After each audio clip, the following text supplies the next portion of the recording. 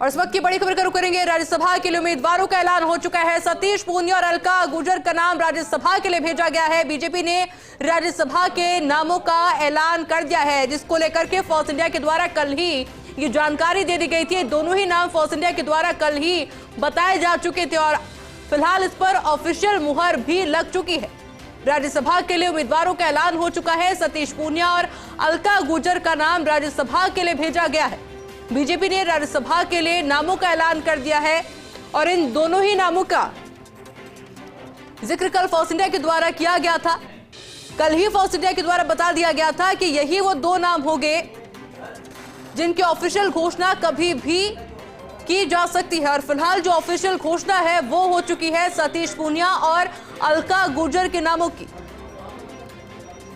राज्यसभा के लिए उम्मीदवारों का ऐलान, सतीश पूनिया और अलका गुर्जर का नाम राज्यसभा के लिए भेजा गया है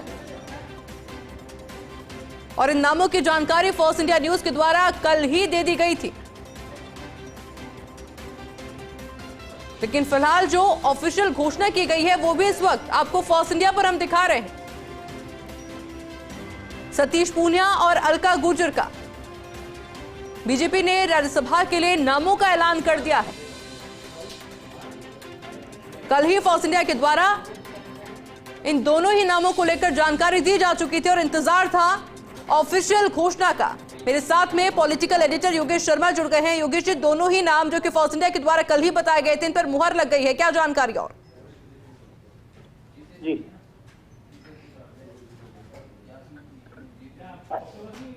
योगेश जी, आवाज मिल पा रही है आपको? बिल्कुल आ रही, आवाज आ रही है। बिल्कुल, ये बहुत बड़ी खबर है क्योंकि इस तरह के संकेत फर्स्ट इंडिया ने पहले ही दे दिए थे और सतीश पूनिया को लेकर और अलका सिंह गुर्जर को लेकर और दोनों नामों पर मोहर लग गई है। और खास बात राजस्थान से ही दोनों नाम है, राजस्थान से ही दोनों पार्टी के प्रमुख नेताओं के नाम आ गए हैं सामने और दोनों के नाम का ऐलान अब कर दिया गया है। और सतीश पूनिया राजस्थान की बीजेपी के प्रदेश के अध्यक्ष रह चुके, आमेर से वो भारतीय जनता पार्टी के विधायक रह चुके, अलका सिंह गुर्जर बांदीकुई से विधायक रह चुकी और बीजेपी के राष्ट्रीय मंत्री के पद पर भी हैं।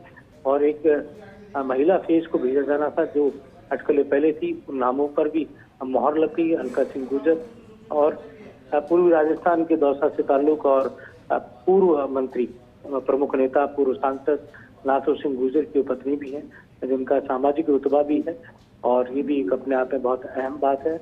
सतीश पूनिया खास तौर से आपने सुना होगा, अभी भैराणा धाम का प्रकरण हुआ था, उसके बाद भी ऐसा लग रहा था कि बीजेपी जाट कार्ड खेल सकती है और उसी सिलसिले में भारतीय जनता पार्टी ने जाट के नाम पर मोहर लगा दी है, सतीश पूनिया को उम्मीदवार बनाया है। सतीश पूनिया राजस्थान की बीजेपी के संघनिष्ठ चेहरे हैं। विद्यार्थी परिषद की राजनीति से वो आए, विद्यार्थी परिषद के बैनर तले उन्होंने राजस्थान विश्वविद्यालय छात्र संघ का चुनाव लड़ा, छात्र संघ के वो महासचिव बने। और उस जमाने में जब किसान कम्युनिटी से चेहरे बहुत कम आते थे संघ के कार्यक्रमों में, उस समय सतीश पूनिया अब संघ के कार्यक्रमों में और विद्यार्थी परिषद में जुड़े। बाद में युवा मोर्चा के भी प्रदेश के अध्यक्ष रहे, लंबे समय तक बीजेपी के प्रदेश के महामंत्री रहे, फिर बीजेपी के प्रदेश के अध्यक्ष बने। तो एक लंबा संघनिष्ठ संगठननिष्ठ कार्यकाल सतीश पूनिया का कहा जा सकता है। अपने आप में एक बड़े चेहरे के तौर पर उनको राजस्थान की बीजेपी के किसान कम्युनिटी के चेहरे के तौर पर देखा जाता है।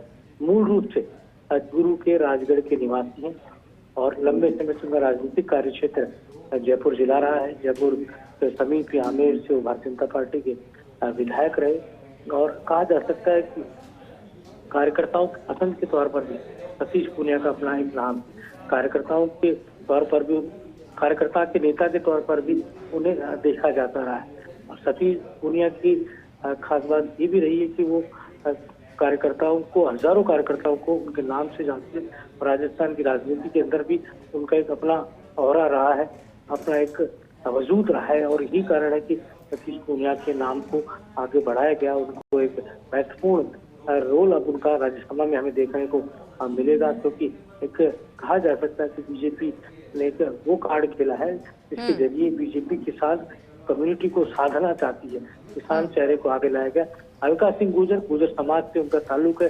गुर्जर समाज को साधने की बात भी भारतीय जनता पार्टी की लंबे समय से रणनीति का हिस्सा रही है और इसी कारण है कि जो एफबीसी है, एसबीसी का जो वर्ग है उसको साधने के लिए ये कहा जा सकता है, पूरा एक रणनीतिक तौर पर ये देखा गया। इसी रणनीति को साधने का काम यहाँ किया गया है। तो बहुत ही महत्वपूर्ण है सतीश पूनिया का और अलका सिंह गुर्जर दोनों को एक तरह से दोनों के नाम पर मोहर लगाया जाना।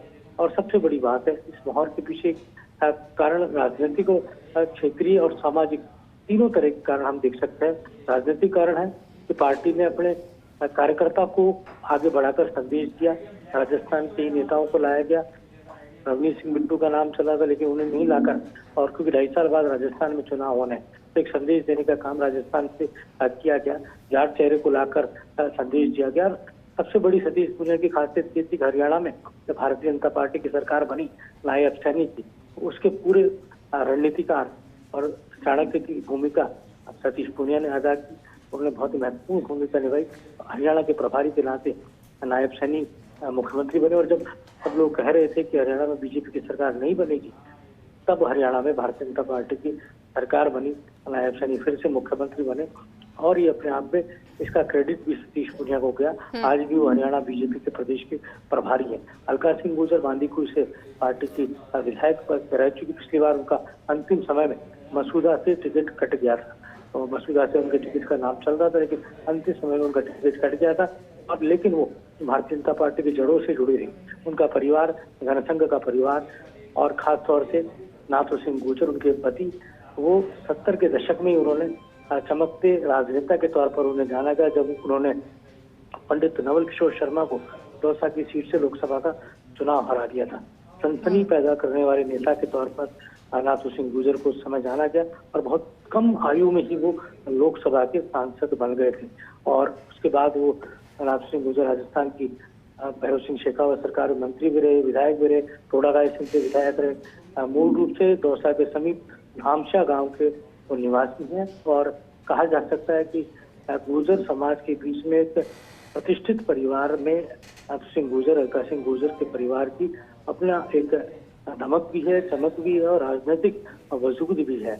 और यही कारण है कि सामाजिक रूप से एक संदेश देने का काम भी अलका सिंह गुर्जर को लाके दिया गया है। तो नारी शक्ति बंदी अधिनियम के तहत जो चर्चाएं थी महिलाओं को लाने की, वो राजस्थान से उस बात को पूरा किया गया। राजस्थान से महिला चेहरे को आगे लाकर नारी शक्ति वंदन अधिनियम का जो राजनीतिक अभियान है उसको भारतीय जनता पार्टी ने शुरू कर दिया है। और राज्यसभा से राजस्थान से अलका सिंह गुर्जर महिला चेहरे के तौर पर भारतीय जनता पार्टी के उम्मीदवार होंगे और जल्द ही वो नॉमिनेशन दाखिल करेंगे। लेकिन नॉमिनेशन दाखिल के वक्त तमाम प्रमुख नेताओं की मौजूदगी होगी। जय कुमार जो कि बीजेपी के संगठन महामंत्री हैं, वो 6 तारीख को जयपुर आ रहे हैं। तो एक तरह से कहा जाए तो पूरा राजनीतिक तौर पर जो आभामंडल है वो दोनों ही चेहरों का बहुत बड़ा और मुकम्मल आभामंडल है। अगर कार्यकर्ताओं के बीच की बात करें तो कार्यकर्ताओं के बीच की ओपिनियन भी यही थी कि कार्यकर्ता जो है पार्टी का, उसी को आगे बढ़ाया जाना चाहिए। तो उसी कारण से सतीश पूनिया जो पार्टी के बिल्कुल निचले स्तर के कार्यकर्ता से आगे बढ़कर पार्टी के अंदर पार्टी के अध्यक्ष तक के सफर तक उन्होंने पूरा किया। और जब वो विधायक बने तब भी उनका 5 साल का कार्यकाल बहुत ही एक अच्छे पार्लियामेंट्री के तौर पर देखा गया। उस समय के तत्कालीन स्पीकर डॉक्टर सीपी जोशी ने उनकी प्रशंसा की, उनके कार्यकाल को सराहा था। और इसी तरह अलका सिंह गुर्जर के पति नाथू सिंह गुर्जर भी एक कुशल पार्लियामेंटेरियन के तौर पर जाने गए, उनको ग्रीन बुक कंट्रैक्ट याद रही उस जमाने में। तो ये कहा जा सकता है कि अलका सिंह गुर्जर एक प्रखर नेता के तौर पर भी है। दिल्ली के चुनाव में उन्होंने अपनी प्रतिभा को साबित किया। दिल्ली में जब बीजेपी की सरकार बनी तब अलका सिंह गुर्जर ने सह प्रभारी के नाम के तौर पर दिल्ली के विधानसभा चुनाव का दायित्व, तो जिन्होंने हरियाणा दिल्ली जिताई उनको भारतीय जनता पार्टी राज्यसभा में भेजने का काम कर रही है। अच्छा योगेश जी, हमारे साथ में एसोसिएट एडिटर ऐश्वर्य प्रधान भी जुड़ गए हैं। ऐश्वर्य, इस फैसले से राजस्थान की राजनीति पर कितना असर पड़ेगा जिस तरह से दोनों